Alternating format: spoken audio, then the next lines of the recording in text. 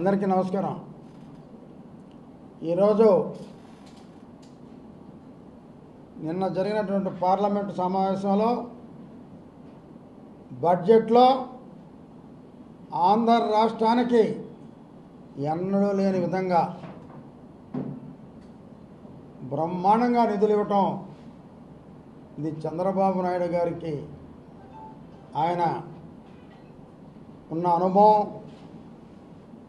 ఆయనకున్న తెలివి, ఆయనకున్న ఆలోచనతో పాటు ఈరోజు దీనికి ఇంత కేటాయించినటువంటి ప్రధానమంత్రి మోడీ గారికి, ఆర్థిక మంత్రి నిర్మలా సీతారామన్ గారికి నెల్లూరు జిల్లా పార్టీ తరఫున ప్రత్యేక ధన్యవాదాలు తెలియజేస్తున్నాం. ఈ ఘనత అనుభవపరుడైనటువంటి చంద్రబాబు నాయుడు గారిది. మరి గత 5 ఏళ్ల పరిపాలనలో ఈ రాష్ట్రాన్ని 25 సంవత్సరాల వెనక్కి పంపిన ఘనత జగన్మోహన్ రెడ్డిది, రేవంత్ రెడ్డి గారిది. ఎన్నోసార్లు ఢిల్లీకి వెళ్ళావు, ప్రత్యేక హోదా సాధిస్తాను, 20 సీట్ల పైన ఎంపీలు ఇవ్వమన్నావు, 20 సీట్ల పైన ఎంపీలు ఇచ్చారు. నీ 5 ఏళ్లలో ఏ రోజైనా ప్రత్యేక హోదా అడిగావా? కేంద్రానికి నుంచి మా రాష్ట్రానికి నిధులు కావాలి అని అడిగావా? మరి భారతదేశంలో ఎక్కడా లేని విధంగా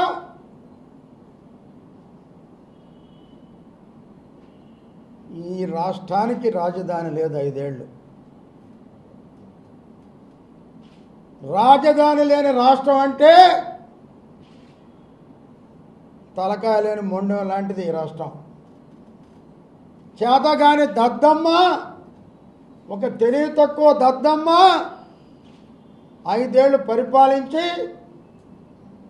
కేవలం ఢిల్లీకి అనేక సార్లు పోయావు, ప్రత్యేక విమానాలు పోయావు. అందరేమనుకున్నారు, పాపం ఈ పొట్టె ముఖ్యమంత్రి చాలాసార్లు విమానాల్లో పోయాడు, ప్రత్యేక విమానాల్లో ఏదో సాధించబోతున్నాడు. ప్రత్యేక హోదా సాధిస్తే ప్రత్యేక ఫ్యాక్టరీలు వస్తాయి, ఉద్యోగాలు వస్తాయి, జాబ్ కాలం రిలీజ్ చేస్తాడు అని ఆశించారు. పాపం ఆయన పోయింది దానికి కాదు, ఆయన కేసుల రద్దు కోసం, తన తమ్ముడిని చిన్నాన హత్య కేసు నుంచి బయటపడే దానికోసం కేంద్ర నాయకుల కాళ్ళ మీద పడే సంగతి అందరికీ తెలిసిందే. ఈరోజు చంద్రబాబు నాయుడు గారు ప్రమాణ స్వీకారం రోజే రాష్ట్ర పునర్నిర్మాణమే నా ధ్యేయం అని ఆనాడు ప్రమాణం చేయడం జరిగింది. దాని ప్రకారం 2 సార్లు ఢిల్లీకి వెళ్ళారు.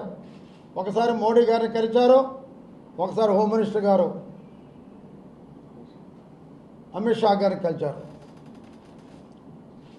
ఈ రాష్ట్రానికి ఏం కావాలి, ముందు అమరావతి రాజధాని ఎలా డెవలప్ చేయాలి, ఆ ప్రధానే శంకుస్థాపన చేసినటువంటి రాజధాని బ్రహ్మాండంగా కావాలని చెప్పి అడిగి ఈరోజు దాదాపు 15,000 కోట్ల రూపాయలు ఈరోజు అమరావతి తెచ్చిన ఘనత చంద్రబాబు నాయుడు గారితో అయితే, ఇచ్చిన ఘనత మోడీ గారిది, ఒప్పించిన ఘనత మా అనుభవపరుడైనటువంటి మా నాయకుడు చంద్రబాబు నాయుడు గారిది. అదే రకంగా ఆయన సపోర్ట్గా ఉన్నటువంటి పవన్ కళ్యాణ్ గారిది. అయితే ఒకటి అడుగుతున్నాం, ఈరోజు రేవంత్ రెడ్డి గారు, జగన్ రెడ్డి త్వరలో 5 రెడ్డి అయిపోతున్నావు. 5 రెడ్డి అంటే 6 ఎమ్మెల్యేలు వెళ్ళిపోతున్నారు నీకు. నువ్వు ఎంత తెలివి తక్కువడు అంటే, ప్రతిపక్ష నాయకుడు హోదా కావాలని నువ్వు హైకోర్టుకు పోయావంటే నువ్వు తెలివి తక్కువ దద్దమ్మ కాక ఏంటని అడుగుతున్నా. ప్రజలే నువ్వు పనికిరావు, ప్రతిపక్ష నాయకుడిగా నువ్వు అసలు అనర్హుడివి అని తీర్పిచ్చి తరిమి కొడితే సిగ్గు లేకుండా మళ్ళీ హైకోర్టుకు పోయావు. అసెంబ్లీకి ఒక రూల్ లేదా? ఇంత పర్సంటేజ్ ఉంటేనే ప్రతిపక్ష హోదా ఉంటుందని తెలియదా? దీని కోర్టుకి సంబంధం ఏంటి? సిగ్గు లేని జగన్మోహన్ రెడ్డి, ఈరోజు సిగ్గు తెచ్చుకో. మొదటి నుంచి చెప్తున్నాం మేము, నీకు పరిపాలన అనుభవం లేదు, కొంచెం తగ్గి చంద్రబాబు నాయుడు దగ్గరికి వెళ్ళి ఆయన అడిగి పరిపాలన ఎలా చేయాలో తెలుసుకో.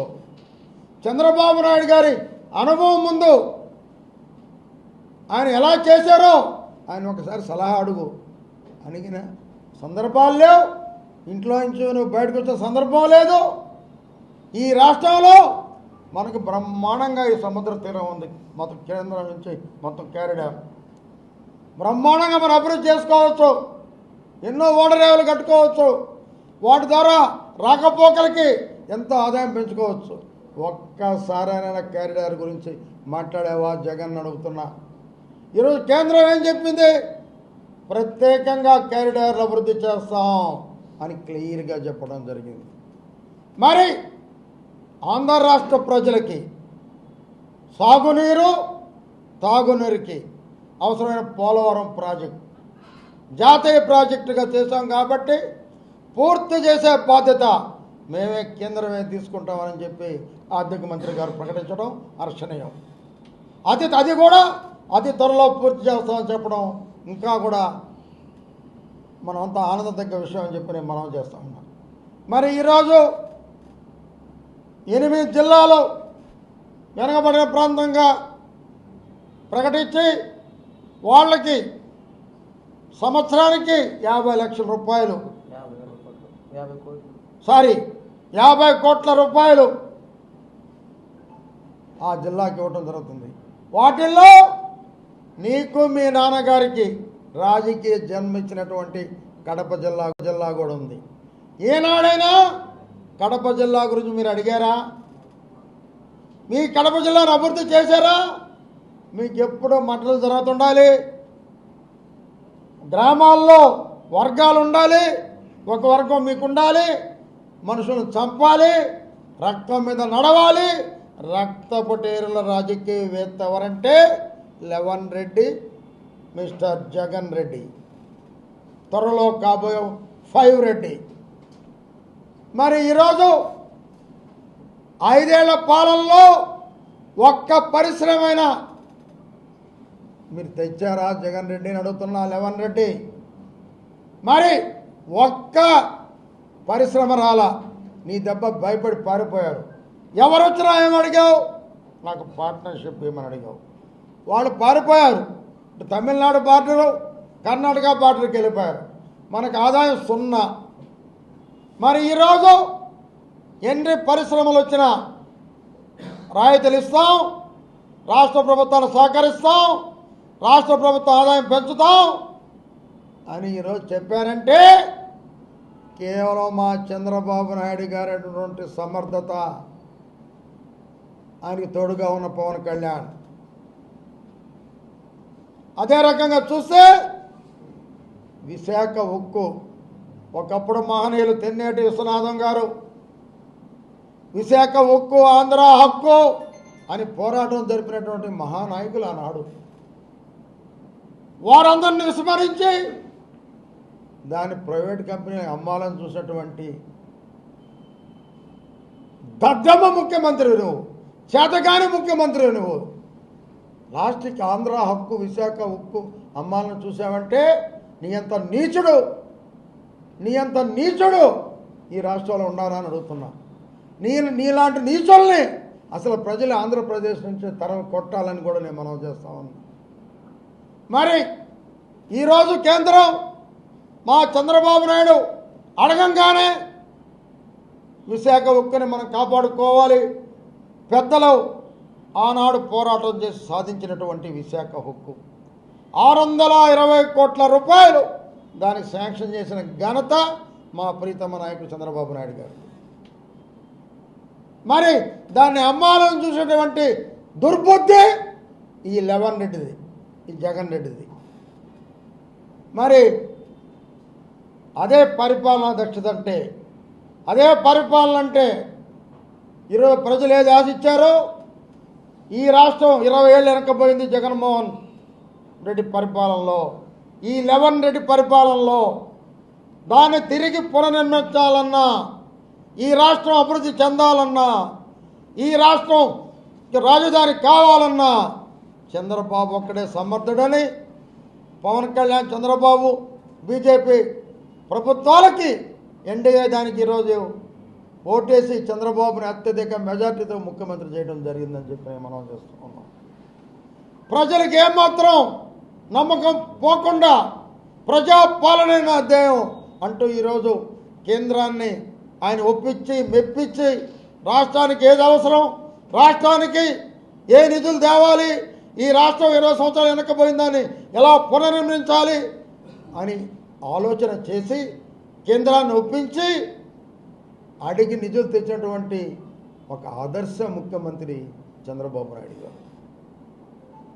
మరి నీలాగా ఢిల్లీకి పోయి నీ తమ్ముడిని హత్య కేసుల నుంచి కాపాడాలని, నీ కేసులు కాపాడాలని నీ చెల్లిని దరివేసి, నీ అమ్మని దరివేసి 5 ఏళ్ల కాలం అలాగే వెలుపుచ్చావు. ఛీ, 4 రాజధానులు అన్నావు, ఒక్క రాజధాని లేదు. నువ్వు అసలు మనిషివా? నీలాంటి ముఖ్యమంత్రి చేసిన దానికి ప్రజలు ఈరోజు ఎంత బాధపడుతున్నారు, ఎంత బాధపడ్డారో. ఈరోజు చంద్రబాబు నాయుడు గారిని ముఖ్యమంత్రి చేసిన దానికి ఈ బడ్జెట్తో మొన్న ఇచ్చినటువంటి జీతాలు, డబ్బులు లేకపోయినా ఇచ్చిన పెన్షన్లతో ప్రజలు ఈరోజు ఆనందభరితంగా ప్రజానీకం ఆంధ్ర రాష్ట్రం ఉందని, ఆంధ్ర రాష్ట్రానికి ఇంకా మార్గదర్శ రాబోతుంది. ఇంకా ముందుకెళ్ళబోతున్నాం. దేశంలోనే ఈ రాష్ట్రాన్ని ముందుకు తీసుకెళ్లే శక్తి ఒక చంద్రబాబు నాయుడికి మాత్రమే ఉంది. తప్పకుండా కేంద్రం సహకారంతో ఈ రాష్ట్రాన్ని మరింత వేగంగా అభివృద్ధి పయంలో పయనింపజేస్తారని చెప్పి మేము తెలియజేస్తున్నాం. అదే రకంగా అభివృద్ధి చేసే ముఖ్యమంత్రికి మొత్తం ప్రజానీకం మొత్తం మద్దతు ఇస్తున్నారు. ఈ రాష్ట్రాన్ని సర్వనాశనం చేసిన జగన్మోహన్ రెడ్డిని ఆంధ్ర రాష్ట్రం నుంచే బహిష్కరించమని నేను ప్రజానీకాన్ని కోరుతున్నా.